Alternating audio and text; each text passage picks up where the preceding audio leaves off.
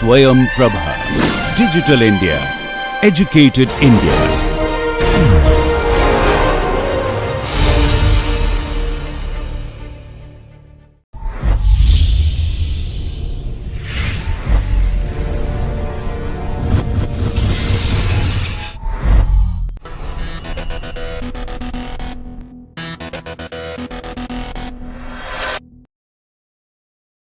Yeah, now we go to what we are taken from the BIS code, and this is the project control process. Okay, so here you can see that we have the updated project schedule from time monitoring. Okay, so we have done the monitoring and we have the updated project schedule, and we have the progress reports, we have variance analysis, and we have performance measurement. So all this is there, and then we have to decide, is the project delayed or not. The project is not delayed, there is no problem, we repeat next steps for the next reporting period. Okay, so we go back to the next reporting period. If the project is delayed, we have to evaluate the impact of the delay. Okay, we might have to revise the baseline, like I discussed. If there is a delay due to several reasons, client not giving materials or drawings or some other kind of reasons, we might have to revise the baseline and get a new agreement as to where the project is going. And this is then based on the analysis of delays or a risk analysis, and based on this we need to take mitigation measures and again try to get the project back on track as much as possible through the mitigation measures. And typical mitigation measures, we discussed some of this in the crashing modules. We can execute activities parallelly. Okay, we can increase resources so that things the production level increases, which is very common to use. Ideally we should increase worker productivity through better planning or better micro planning. This would be the ideal way, so you're getting more value out of the work done, okay, in the given time. Or we can do mechanization, methods improvement. There are several mitigation measures which we will use to try to catch up with any lost time, or some kind of catch up planning. And lot of this, so while we would like to discuss control from a classroom perspective, a lot of this will be project dependent, case dependent, site condition dependent. So I think we should appreciate the need for control and in concept what control does, but further than this we will not be discussing the control measures as far as this session is concerned. Okay, so now coming back to monitoring, in one of the earlier slides you would have seen something which we call the daily progress report. Okay, so the DPR or the daily progress report provides the key input for updating the project. So here we can see that the daily progress report is actually something that is coming out of the micro schedule. Okay, if you go to the earlier slide, you will see the DPR is coming out of the micro schedule, and it provides updated data from the work phase. So this is what is filled by the team at the work phase, and this micro schedule, you can see in the background I have some forms. It typically used to be done on a paper form, okay, by the foreman or the supervisor. They would fill out what is it's kind of a diary of the project. Okay, what happened, how much work was done, how many people were deployed, what were the equipment were deployed. All this is entered by the field team, and like we said, detailed diary of progress and several other attributes are entered in this DPR. If you go onto the web, you will find there are several formats available for the daily progress report, but we have found it's usually company specific and typically based on spreadsheets. Okay, but that's a good place for good way to do the DPR, as far as if the company is basically okay with the kind of data and they can use it to update and monitor the schedule. And today what we find is, while more and more from paper it's moving into digital form. Okay, so the DPR collection itself is getting into digital form, which is becoming very beneficial, because only if you are able to update these things accurately and quickly will we be able to do the monitoring properly. So here are typically you can see now tablets are being used on site to be able to capture data, and you have for example a screen here from one of the systems we are familiar with. So you have different activities.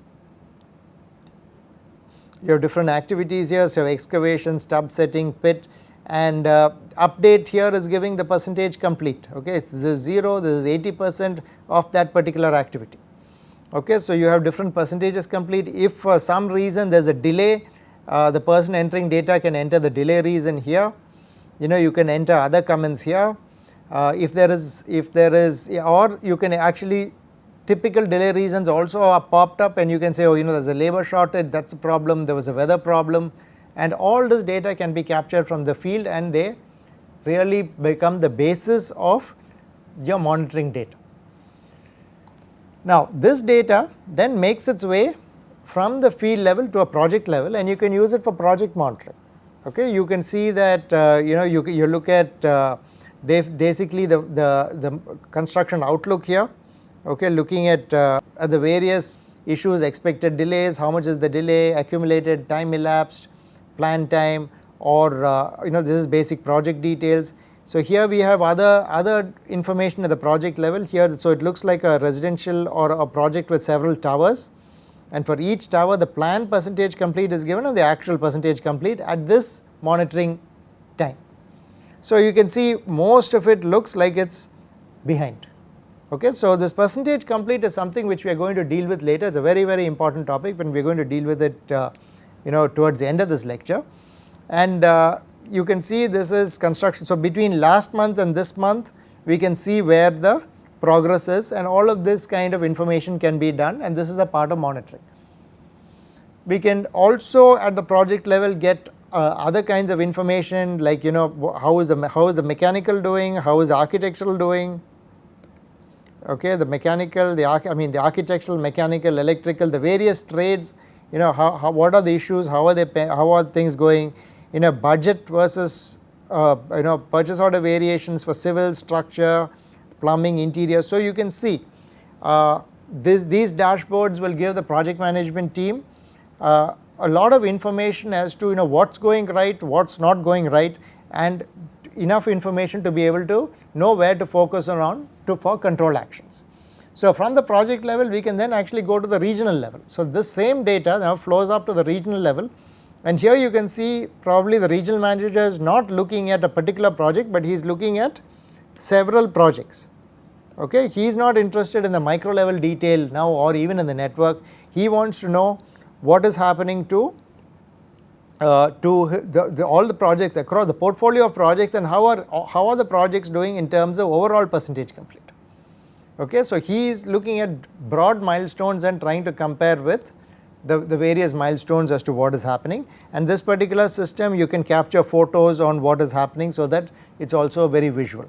So with this I hope you have got an idea of different levels at which a project can be monitored, and all levels are important, but without a doubt the most detailed level of the DPR is where the data comes from.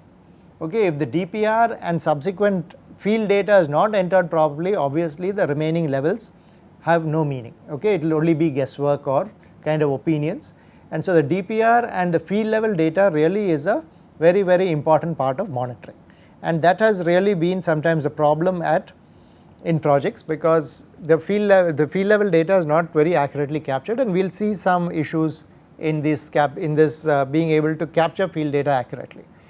Now when you look at coming back again to what we talked about, the macro schedule, we are not talking about the DPR here, we are talking at the macro level, at the network level. Remember, we have things like early start, early finish, late start, late finish, all of those things were what came out of our network planning.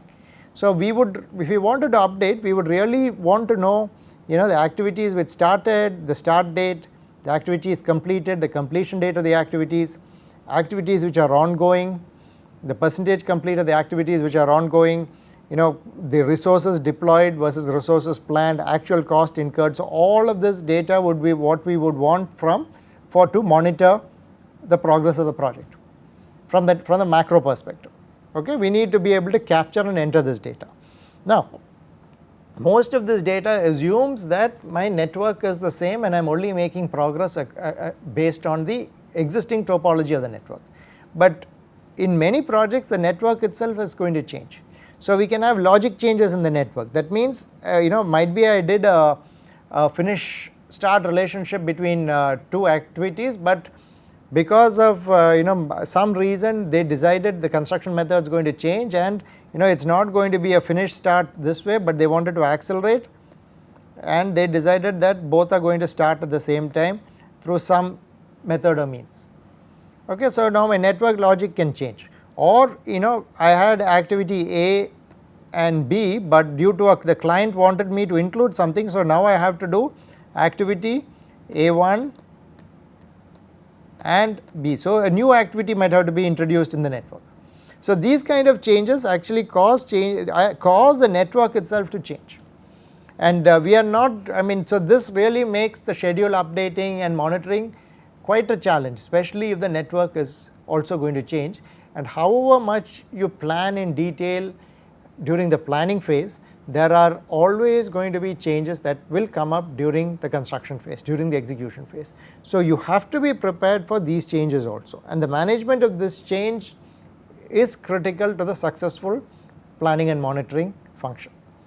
So as we go forward, we will not be dealing too much with the network change because it's beyond the scope of this course, but please remember this is a important issue, and as a professional planner you will have to deal with how the network changes are also going to be handled. We will mostly deal with assuming that the network with which we planned is still valid, but the progress on the network can have variations. Okay, so once we actually enter the data, what typically a planning group will do is they will have weekly project review meetings. Okay, so you can see, for example, here is a typical example of a weekly project review meeting where all the subcontractors, the general contractor, might be the consultants, will sit across the table and start discussing what is going right, what is going wrong, how to coordinate, what are the resource issues, what are the procurement issues, are things on site when they needed, or are they still in the process of being delivered, are there design issues, are the drawings available, do the drawings have errors, are the drawings clear, all of these kind of issues will be discussed. Okay, coordination between subcontractors is extremely important. You might recall we discussed how the float and early start, early finish, late start, late finish information can be used to schedule subcontractors. So this coordination happens. All of items such as this are discussed, reviewed to make sure that the whole project team works in a coordinated manner. Okay, and finally, based on this, the client will also get updated, and the update to the client will then say whether the client will then have his view as to what is happening on the project, and if any interventions are required to bring about any changes based on the progress. Now I have also put in some screenshots here of typical reports. So this is from the report section of Microsoft project. So you can see there are reports on critical task, late milestone reports, or burn down on activities, cost overview, project overview, upcoming tasks, cash flow reports, overruns, earned value, resource cost. So all of these kinds of reports, over allocated resources, resource overview, all of these kind of reports are available in professional planning software, and more the teams do rely on these reports, or even custom reports. Okay, you can even have things like develop a new report or a custom report which will give what your particular team is familiar with or want to track. So this also is a really important part. Being able to generate, review and discuss these reports really form an important part of how a project progresses, especially from a monitoring and control perspective.